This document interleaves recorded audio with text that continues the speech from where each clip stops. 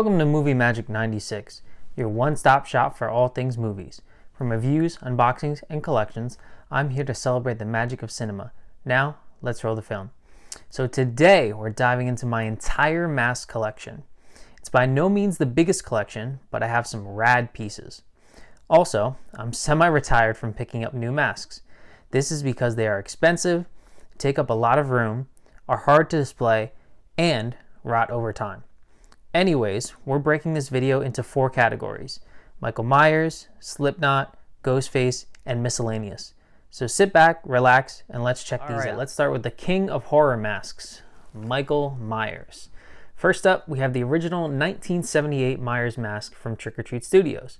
This bad boy retails for $60 and can be found at places like trickortreatstudios.com and even Party City, Spirit Halloween during the spooky season. This was the first mask I ever owned when I started collecting, so it holds a special place in my heart. The blank expression is simple, but absolutely iconic. Next up, we have the Trick or Treat Studios Rob Zombie's Michael Myers 2007 Halloween mask. I picked this one up for $60 at my local Spirit Halloween when I was an assistant manager.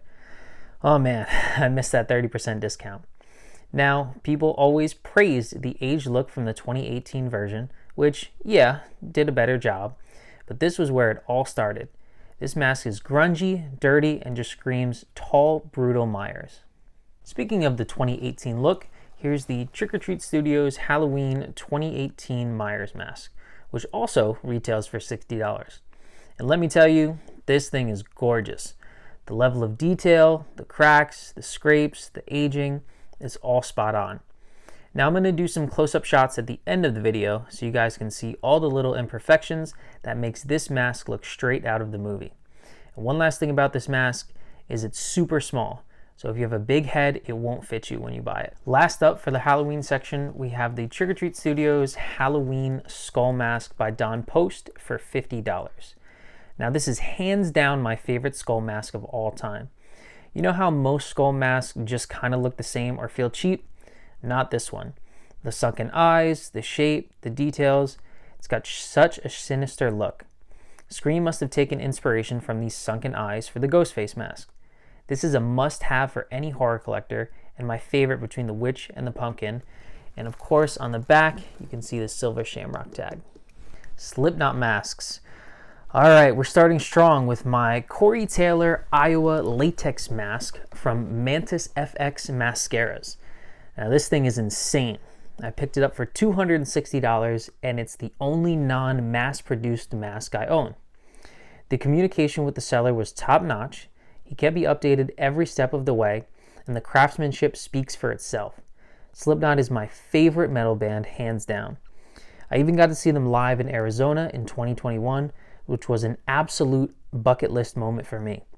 And out of all of Corey's masks, this is my preferred design, so I had to get this one.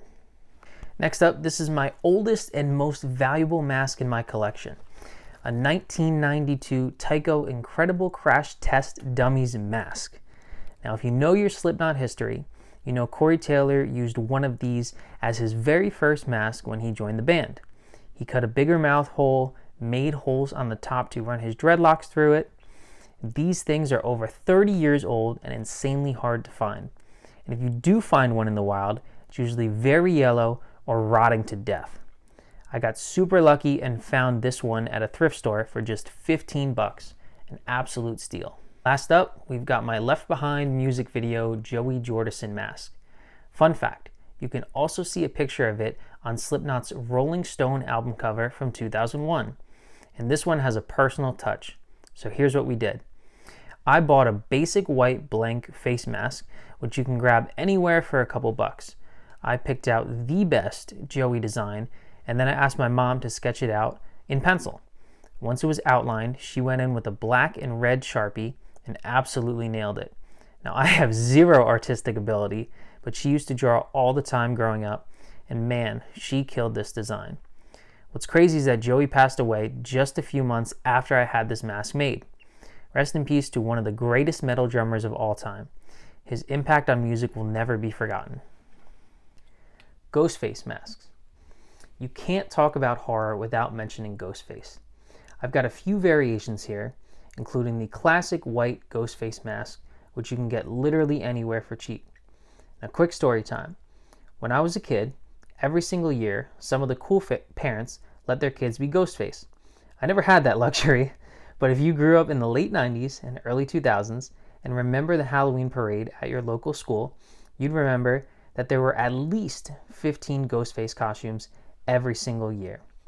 And also, I keep this on the tag because I put a nail in the wall and just display it just like so. This next mask blew my mind as a child. That's the bloody Ghostface mask.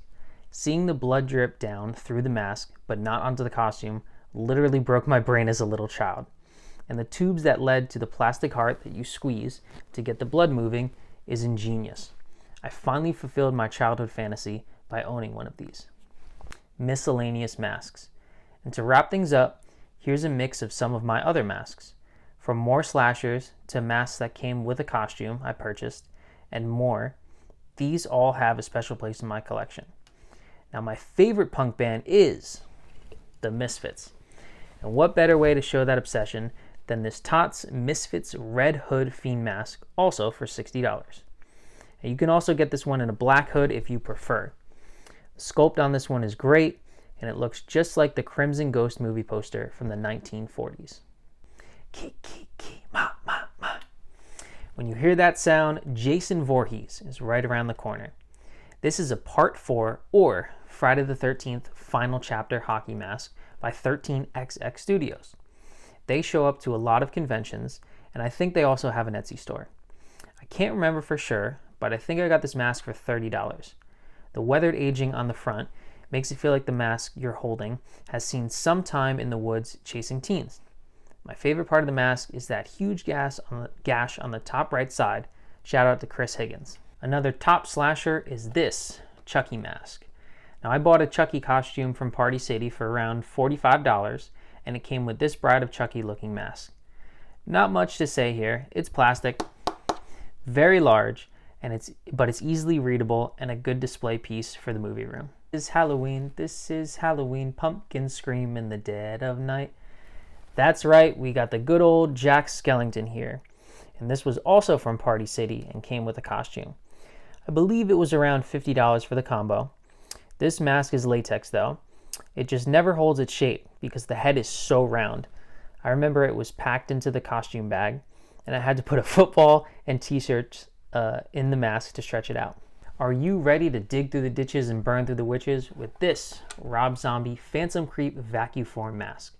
Now, Rob has one of the best stage shows out there, and he always brings this creation on stage, and I got to see it in person last summer with Alice Cooper co-headlining the show. This one was $20. It's a little harder to find, but you can get it from the Tots website. Now, I just love the chrome and his razor-sharp teeth. Looks like Jaws from James Bond. What's new, Scooby-Doo? We're coming after you. Introducing the Wolfman Scooby-Doo mask by Tots for $60. Now, admittedly, I'm not the biggest Wolfman fan when it comes to the monsters, or just the whole wolf craze.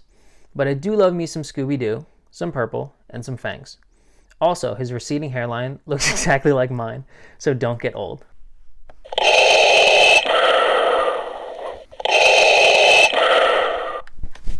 Okay, so I'm cheating a little bit because this isn't a mask. It's a Star Wars The Black Series premium Obi-Wan Kenobi Darth Vader helmet. Try saying that 3 times fast. I dreamed of having something like this as a child. It's got sounds if you press the button on the side, and when you take the helmet off, it looks super screen accurate. I do have some issues though. The price was $140 and it doesn't display the best. When sitting down, the helmet isn't protective. It doesn't sit well on the little stand that they give you. And it's hard to tell from the camera and the pictures, but it's actually silver, not black, which bothers me. But the other version of the helmet has sold out, and this was the only way for my option. Or you can wear just the helmet and be Rick Moranis' iconic Spaceballs role of Lord Dark Helmet. Yogurt! Yogurt! I hate yogurt! Even with strawberries!